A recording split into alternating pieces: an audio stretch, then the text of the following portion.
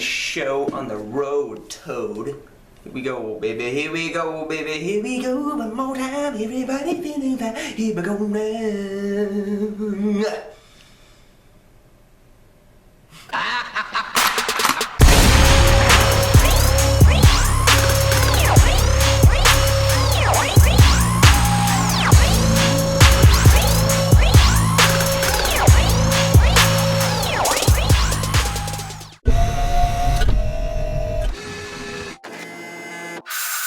What's up, guys? Welcome back to another gaming topic commentary where we get to sit down and talk about video game related things with each other one-on-one. Well, you and another 100 or so people, maybe even 1,000. But hey, you specifically are the only one that I love.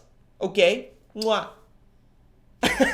Anyway, alright, today is the third video in honor of hashtag Rare Week. Now, I wanted to put out a few videos that incorporate Rare Replay, the recent Xbox One exclusive, because I think it's important as gamers that we learn about one of the most influential video game development studios, so that's exactly what we're doing here today. So pull up a seat and open up your ear holes, because it's about to get nerdy in this bitch.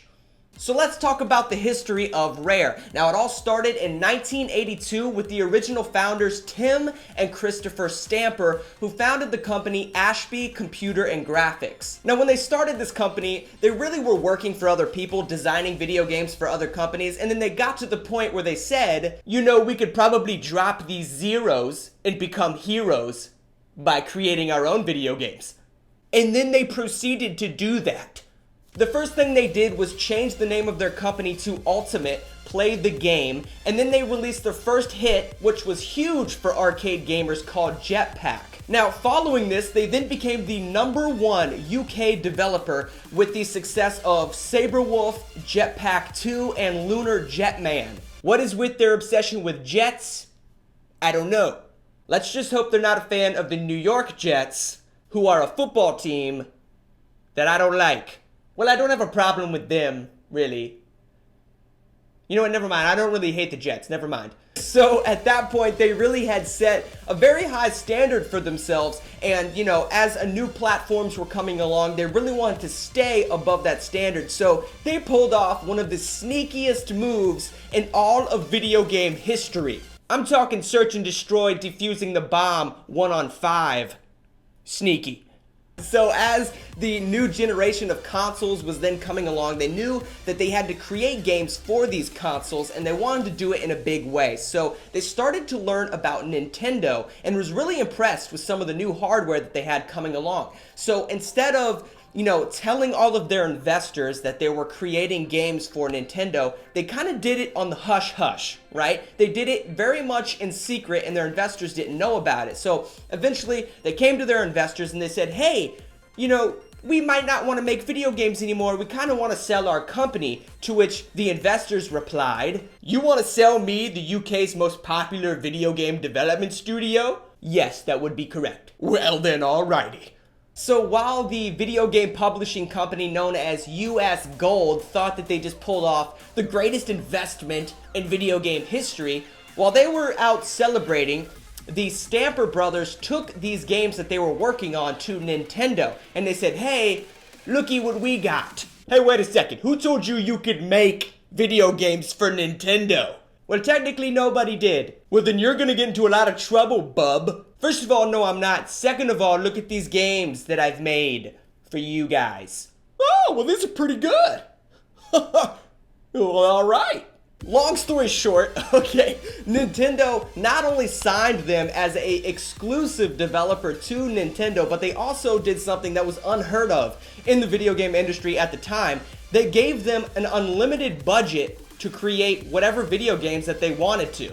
Now, because they were actually pushing out so many games so damn fast, the reputation of Rare actually took a hit. But regardless, They were simple games that were pretty fun, and it was making Nintendo a lot of money. Now, with that money, Rare made one of the most innovating, creative decisions that, really has happened in the history of video games, and they took a lot of their profits from creating those very simple games and invested in silicon graphic workstations. Now, if you don't know what these are, basically what these machines were able to do with developing video games is they took bit mapping out of the equation so that when you created a level within a video game, it was one full CGI render.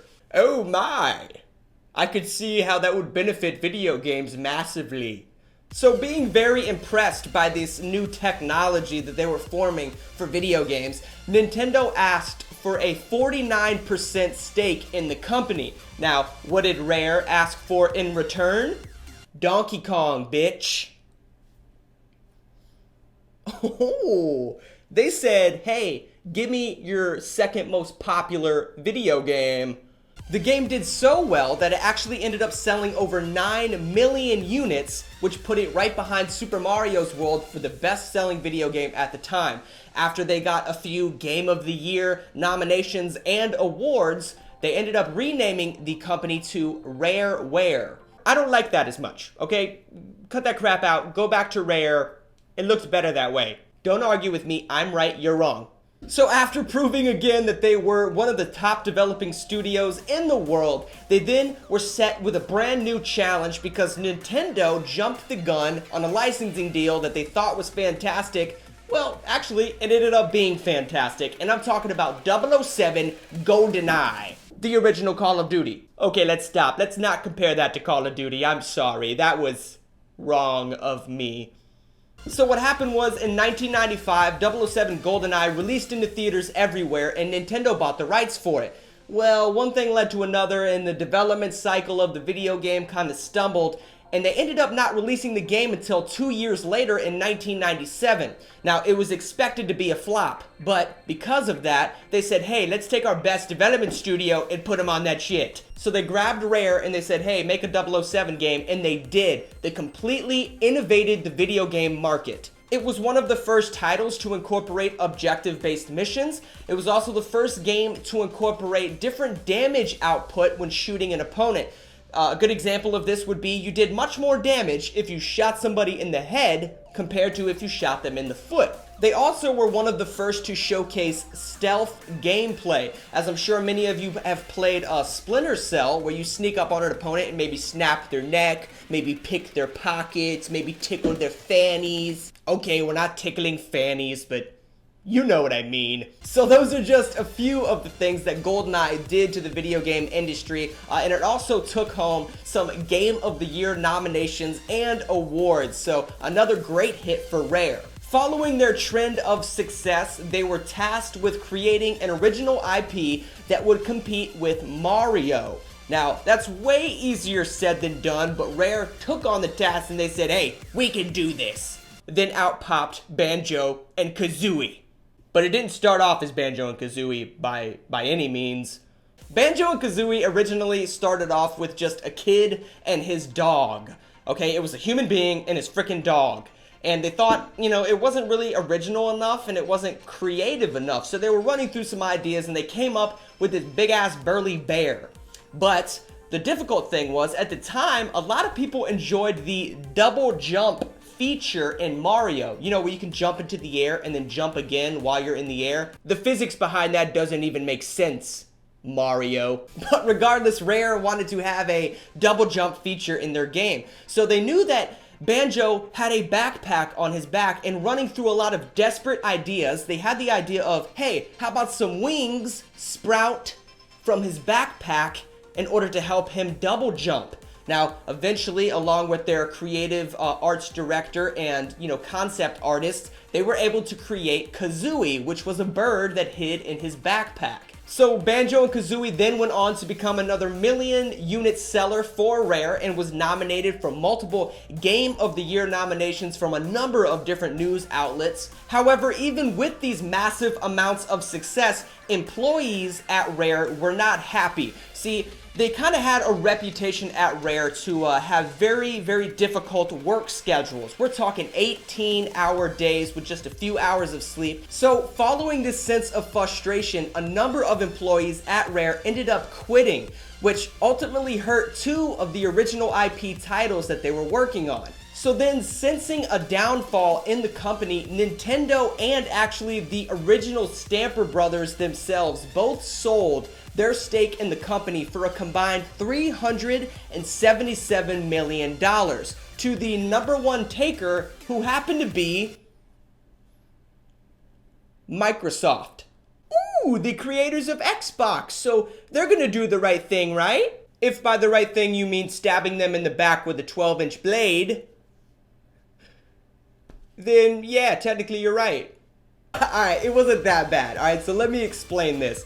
At the start of the partnership between Microsoft and Rare, everything was pretty damn good. I mean, they had some titles that didn't do so well on the original Xbox, but Microsoft launched the Xbox 360 with 2 Rare launch titles. They had Cameo and Perfect Dark Zero, both of which ended up selling pretty damn well. They became million-unit sellers, but then things started to go downhill again.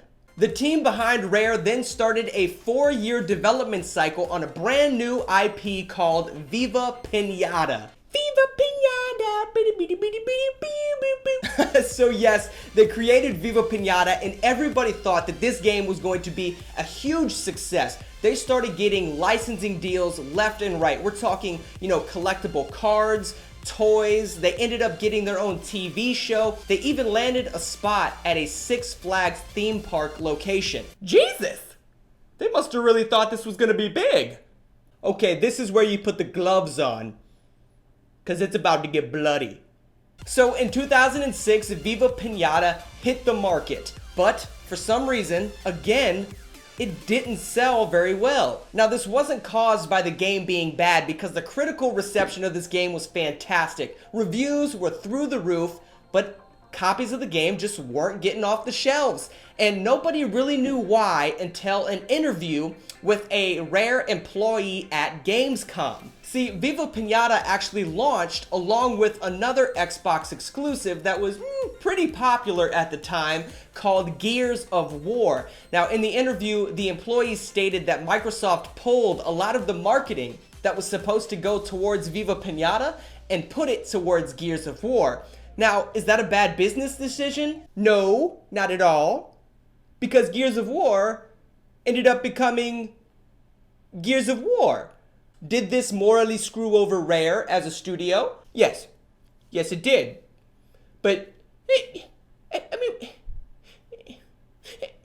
But regardless, that same trend that happened with Perfect Dark and Conkers Bad Fur Day had now happened again with Viva Piñata. Their critically acclaimed games weren't marketed correctly, and it ended up screwing them over. So on January 2nd of 2007, the original 2 Stamper Brothers that created Rare ended up leaving the company. No! Come back! Please? Please come back?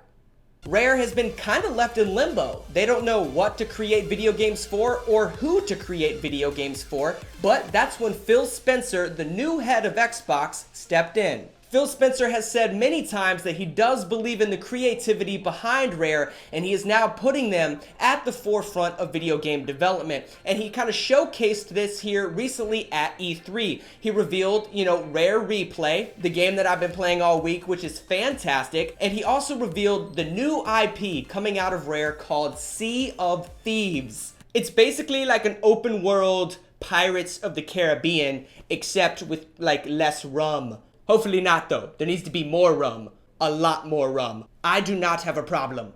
Okay? Anyway, guys, that is the history of Rare. I hope you enjoyed the video. Had a great time. It was a lot of fun learning about a lot of this history for myself, so I truly enjoyed making this for you guys. And I'm really excited to see, all of the stuff that's going to come out of the studio now that Phil Spencer is the head of Xbox. But regardless, guys, leave a comment below. Let me know what you thought. Click that thumbs up button, go share the video with your friends, and if you haven't subscribed to the freaking channel already, Look, I don't know what that was, but let's not have it happen again. So subscribe. Alright guys, again, thank you for tuning in. You know the deal, baby. Keep living that life. Hold up. Because that's what thugs do. Okay? Alright guys, I'm out of here. Take it easy.